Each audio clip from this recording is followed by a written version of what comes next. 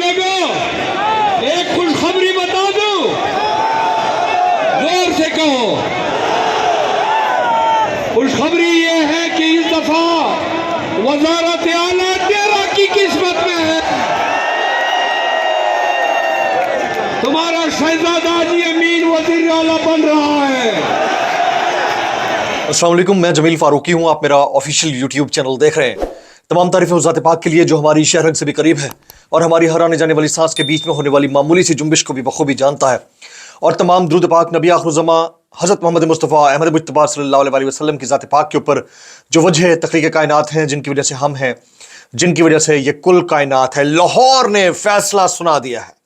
KPK पहले फैसला सुना चुका है, आज लाहौर ने फैसला सुना दिया है। लाहौर ने बता दिया है कि लाहौर बढ़ गया, तख्ते लाहौर बढ़ गया, नवाज शरीफ का तख्ते लाहौर बढ़ गया।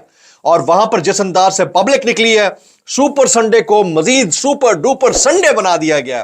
फिर जिस तरह से शेर अफजल खान मरवत के लिए लोग बाहर निकले और उन्हें कंधों पर उठा लिया, वो मनाजर देखने वाले थे। फिर अली अमीन गंडापुर के वजीर आला KPK बनने के जो नारे लगे हैं, उन्होंने मजीद माहौल गर्मा दिया है। लीडर इस वक्त जेल के अंदर है, लीडर जो कुछ भुगत रहा है वो जेल के अंदर है, लेकिन उसके बावजूद पब्लिक उनकी कॉल के ऊपर जिस तरह से निकली है, तमाम तर हुकूमती रियासती जबर के बावजूद इतनी बड़ी तादाद में लोगों का निकलना कोई मामूली चीज नहीं है। एक एक चीज मैं आपके सामने डिस्क्राइब करूंगा। इसके साथ साथ मुर्तजा सोलंकी साहब ने आज एक प्रेस कॉन्फ्रेंस की, कुछ FIA हुकाम के साथ बैठकर। बड़ी अच्छी बात है, वो कानून की, रूल ऑफ लॉ की बात करते हैं, वो मुअज़्ज़ज़ जजेस के एहतराम की बात करते हैं, हम सबको करना चाहिए। लेकिन आज से ठीक 1 साल पहले जब उमर अता बंदियाल साहब मुल्क के चीफ जस्टिस थे, उस वक्त वो क्या क्या करते रहे, वो डिटेल्स भी आपके सामने रखूंगा। साथ साथ एक वीडियो ऐसी है जो आपको दम बखुद करके रख देगी। एक ऐसी वीडियो है, एक ऐसा क्लिप है जो आपको दम बखुद करके रख देगा। आपको लगेगा कि एक छोटा सा बच्चा किस तरह बर्बरियत के सामने खड़ा होकर इमरान खान जिंदाबाद के नारे लगा रहा है। मैं आपको कुछ ही देर में दिखाऊंगा, इसलिए आपकी गुजारिश है आपने वीडियो को पहले मिनट से आखिरी मिनट तक देखना है। एक और गुजारिश, अगर आपने चैनल अभी तक सब्सक्राइब नहीं किया, सब्सक्राइब कीजिए।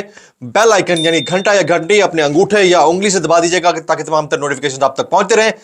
एक और गुजारिश यह है कि आपने दुआ करनी है उन तमाम लोगों के लिए जो इन हालात में, इतने मुश्किल हालात के बावजूद सड़कों पर हैं। ज़ाहिर है उनके बच्चे हैं, फैमिलीज हैं, कोई बुरा वाक़या किसी के साथ ना पेश आए, सबकी सेहत सलामत रहे, जान सलामत रहे।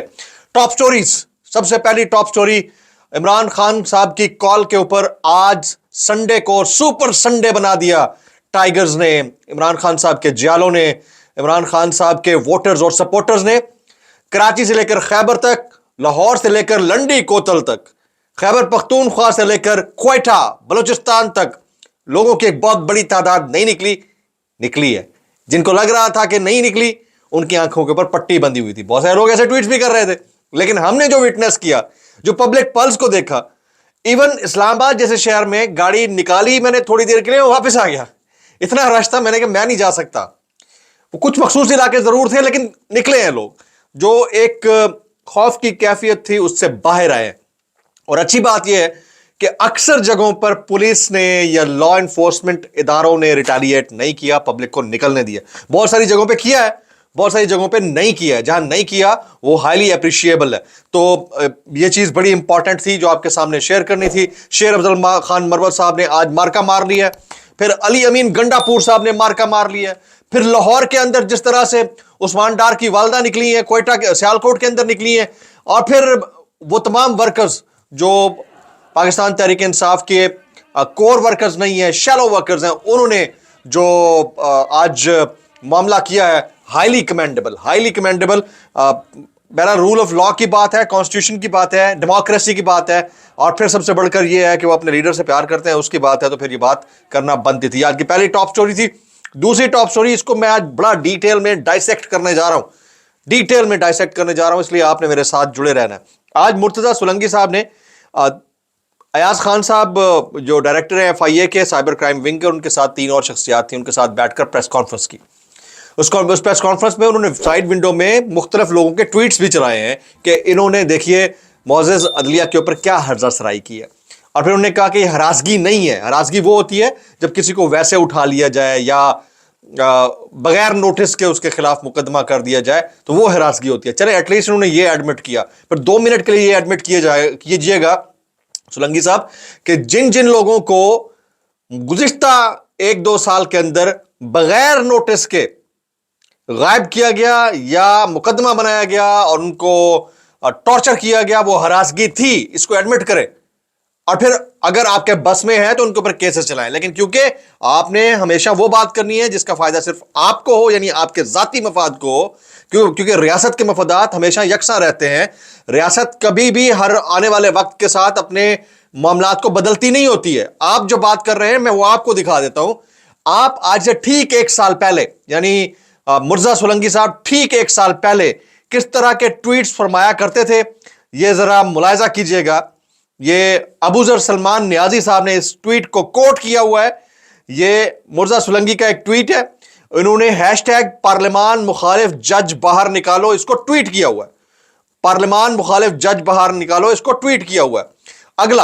अगला ट्वीट मैं आपको दिखा देता हूं। यह मुर्जा सोलंकी का 31 मार्च 2023 1:38 पर यह ट्वीट किया गया। यह है, it is clear that CJ Bandial and his favorites Ejazul Ahsan and Munib Akhtar are hell bent on collision course. It will add another ignominious chapter in the sordid history of our judiciary, starting with Justice Munir. यानी आप उस वक्त के chief justice Umar Ata Bandial साहब को मिलाइन कर रहे थे। आगे मुर्जा सोलंकी साहब का ये वाला ट्वीट चेक कीजिए। 4 अप्रैल 2023 का ये ट्वीट है। ये करते हैं कि 44 साल कबल आज के दिन पहले कुछ जजों ने आइन बनाने वाले को अपने फैसले के जरिए कत्ल किया था। आज 3 उमर अंदाज जजों ने आइन, कानून, इंसाफ और पार्लियामान को कत्ल करने की कोशिश की है। बंदियाली फैसला मुस्तरद। ये मुर्जा सोलंकी साहब का वो वाला ट्वीट है। आगे चलिए ये ट्वीट मुलाजा कीजिए। ये 6 जुलाई 2030 6/7/2030 का ट्वीट है मुर्जा सोलंकी साहब का। कहते हैं, आसिफ खोसा को नवाज शरीफ के साथ जाती रंजिश थी। सुनिए, जस्टिस अजमत सईद शेख एस्टैब्लिशमेंट के साथ मिले हुए थे और पनामा लीक्स केस के ही 2 मरकजी किरदार थे। एक जज जो उस वक्त भी हाजिर सर्विस हैं, वो भी इस साजिश में शरीक थे और उन सब ने मिलकर नवाज शरीफ को नाअहल करार दिया। आपका टिल्ट दिखाई दे रहा है भाई इसमें, आप बाकायदा ब्लेम कर रहे थे जजों को बैठ के। उसके बाद मुर्जा सोलंकी, जिनका काम बिलाम्तियाज इंसाफ देना है वो ताने दे रहे हैं, अनकरीब बददुआएं भी देंगे। बंदियाली कोर्ट, उमर अंदाज जज। अब आप अंदाजा कीजिए। देखें, मैं कहता हूं कि सिस्टम की रिस्पेक्ट होनी चाहिए, कॉन्स्टिट्यूशन और इंस्टीट्यूशंस की रिस्पेक्ट होनी चाहिए, जजेस की रिस्पेक्ट होनी चाहिए। फैसलों के ऊपर मस्बत या तामीरी तनकीद जायज है, लेकिन जो साहब ये दर्स दे रहे हैं वो खुद क्या करते रहे हैं अपने दौर में? कोई इनसे सवाल करने वाला है? कोई सहाफी बैठ के इनसे सवाल करे कि मोहतरम आपने उमर अता बंदियाल साहब के ऊपर या जस्टिस आसिफ सईद खोसा साहब के ऊपर क्या क्या जुमले नहीं कसे और किस किस तरह के हैशटैग को प्रमोट नहीं किया? सबसे पहले तो हमारी रियासत को इस बंदे से सवाल करने चाहिए। और उसके बाद इन्होंने जिस अंदाज से ये हिरासगी की डेफिनेशन को आप लोगों के सामने, हमारे सामने एक प्रेशर के अंदर रखा और लोगों को ट्वीट्स चलाए हैं, तो भाई जो हिरासगी हुई है लोगों के साथ, उनको तो हिरासगी माने, उसके ऊपर कंडेम करें। फिर स्टेट अगर गलत साबित हुई है, गलत केसेस हुए हैं, तो उसके ऊपर फिर केसेस चलाएं। आप तो एक साफी रह चुके हैं, लेकिन नहीं होगा, माजरत के साथ नहीं होगा। यह इंतहाई अफसोसनाक है। यह रवैया डबल स्टैंडर्ड्स को मुतारिफ कराता है। इन डबल स्टैंडर्ड से निकलने की जरूरत है। आगे चलते हैं जी। आज हमारे पास बोलती तस्वीरें तो कोई नहीं है, लेकिन वायरल बयान जरूर है। मैं वो कुछ शामिल करूंगा और फिर वो एक्सक्लूसिव वीडियो आपके साथ हमको शेयर करनी है। उससे पहले एक और गुजारिश ये है कि आपने अगर अभी तक चैनल सब्सक्राइब नहीं किया, सब्सक्राइब कीजिए। बेल आइकन घंटी अपने हाथ से जरूर दबा दीजिएगा, अंगूठे से दबा दीजिएगा, ताकि तमाम तरह नोटिफिकेशन आपको मिलते रहे। वायरल बयान में शामिल करूंगा, लेकिन वो एक्सक्लूसिव वीडियो जरूर देखिएगा। सबसे पहले जी डिस्क्लेमर, किसी को बुरा लगे तो मादर, ज्यादा बुरा लगे तो तुम्हारी मर्जी। कैसे कर लेते हो यार? मरियम नवाज शरीफ साहिबा, शेर पर जितनी ज्यादा मोहरें लगेंगी उतनी तेजी से मुल्क तरक्की करेगा। मरियम नवाज शरीफ, ओके मैडम, आपने सुर्ख मोहरें लगा देनी है शेर के ऊपर। कैसे कर लेते हो यार? आगे, चौधरी गुलाम हुसैन साहब, नून लीग के उम्मीदवार जहां जाते हैं लोग मुंह दूसरी तरफ फेर लेते हैं या उनको मुंह पे गालियां देना शुरू कर देते हैं। चौधरी गुलाम हुसैन, और कोई कारनामा इन्होंने किया हो तो इनको मुंह लगाएं लोग। इन्होंने कौम को सिर्फ और सिर्फ लूटा है पिछले 40 सालों में। अगर हकायक ये नहीं है तो भाई बताओ फिर किसने लूटा है? अगर ये हकायक नहीं है तो एक इमरान खान 2.5 साल में लूट गया, 40 साल में जो कुछ कर रहे थे वो बना रहे थे मुल्क को। कैसे कर लेते हो यार? आगे मरियम नवाज साहिबा अगेन, चुन चुनकर हीरे मोती सियालकोट ने नून लीग को दिए, ख्वाजा आसिफ उनमें से है। वाह क्या हीरा है, डायमंड को है नूर है तुम लोगों का भाई। हाय चमक रहा है, मुंह चमक रहा है। पार्लियामान के फ्लोर के ऊपर खड़े होकर जो बोला था ना उन्होंने हमारे मुअज़्ज़ज़ इंस्टीट्यूशंस के हवाले से, जरा 2 मिनट के लिए वो चेक कर लेना और फिर कहना कि वो कितना बड़ा हीरा है। कैसे कर लेते हो यार? आगे जनाब अलहज मौलाना फजल रहमान साहब लैंडवी वो कहते हैं बड़े बड़े दावे लेकर आने वाले ने मुल्क को कंगाल कर दिया। बड़े बड़े दावे लेकर आने वाले ने मुल्क को कंगाल कर दिया। नवाज शरीफ के बारे में कह रहे हैं आप? नवाज शरीफ के बारे में कह रहे हैं? अपने बंदे को गंदा कर रहे हो यार। भले भले। आगे आगे सनम जावेद, हमने जेलें इसलिए नहीं काटी कि आप लोग वोट ना दें। 8 फरवरी को सब घरों से निकलें, सनम जावेद खान जी। तो 8 फरवरी ही डिफाइनिंग डे होगा, ये मैं आपके सामने रख दूं। 8 फरवरी ही डिफाइनिंग डे होगा। क्या हो सकता है? पहली ऑप्शन ये है कि इलेक्शन हो जाएंगे 8 फरवरी को, पहली ऑप्शन ये है। और उससे पहले यानी 5 फरवरी तक इमरान खान साहब को सजा सुना दी जाएगी, अमल दरामद हो ना हो, बाद में अपील का हक होगा, बहरहाल जो भी है उसमें कुछ भी हो सकता है। अगर 5-6 तारीख को इमरान खान को सजा सुना दी, पब्लिक निकलेगी, पब्लिक रिटेलिएट कर सकती है। मेरे हिसाब से अगर ऐसा कुछ होता भी है तो पब्लिक को रिटेलिएट इलेक्शन वाले दिन करना चाहिए। खामोश रहे, इलेक्शन वाले दिन निकले, आप अपने मर्जी का वोट जिसको डालना है डालें, उसका जवाब आपको मिल जाएगा। राइट? पहली चीज तो ये हो सकती है। लेकिन उसके बाद एक बड़ा मरहला है, जो आजाद उम्मीदवार जीतेंगे उनको यकीनन पाकिस्तान में एक तरीकाकार है मैनेज करने का। और मैनेज किस तरह किया जाता है? पैसा फेंका जाता है, जैसे जहांगीर तरीन साहब के दौर में हुआ है उससे पहले। तो इतना आसान नहीं है, लेकिन एक बैटल तो जीती जा सकती है, और वो ये कि अपने आजाद उम्मीदवार आप जितवा दे और नून लीग चारों शाने चित हो जाए। पहला ऑप्शन तो ये। दूसरा ऑप्शन ये है, खान साहब को हो सकता है सजा ना हो, प्रेशर इतना हो, सजा ना हो। लेकिन उस केस के अंदर अगर इमरान खान साहब को सजा नहीं होती है, उस केस के अंदर इलेक्शन 8 की जगह चंद दिन बाद, चंद हफ्तों बाद शायद हेल्ड हो। उस दौरान जो टाइम बाय हो, उस टाइम बाय होने के दौरान जो है ना कोई बड़ा फैसला आ जाए।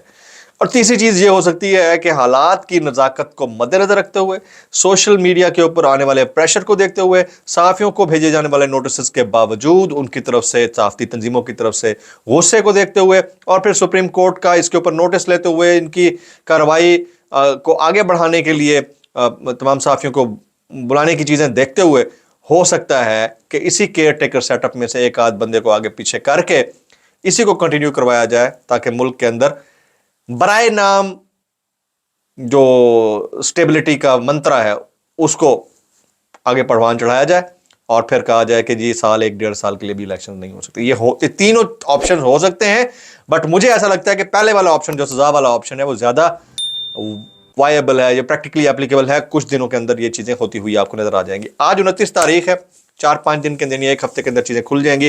लेकिन एक बात तय है कि ये वाला जो इंतखाब होगा, ये वाला जो इलेक्शन होगा, ये आम इलेक्शन नहीं होगा। नतायज चाहे कुछ भी निकले, ये इलेक्शन खूनी इलेक्शन होगा। और इंतहाई अफसोस के साथ शायद टाइम पूरा भी ना हो पाए, नहीं हो सकता है कि उसी दौरान ही कोई डिसीजन आ जाए जितने लोग निकल आए बाहर। तो let's see what happens on the D day. चंद दिन की बात है। एक्सक्लूसिव एक वीडियो है, वो वीडियो जरूर मुलाहिजा कीजिए, जो हालात हैं मुल्क के देखिएगा, उसमें आपको अंदाजा होगा कि इस जनरेशन के जहन के अंदर जो नजरिया परवान चढ़ चुका है, उसको किसी का बाप नहीं निकाल सकता। वो नजरिया परवान चढ़ता रहेगा, चाहे इमरान खान आज है कल नहीं है, नजरिया रहेगा। ब्लॉग से इतना ही। सब्सक्राइब कीजिए, बेल आइकन कीजिए, मुझे याद दीजिए। आप देखिए ये वाली वीडियो। अस्सलाम वालेकुम वरहमतुल्लाहि वबरकातुहू। जिंदाबाद जिंदाबाद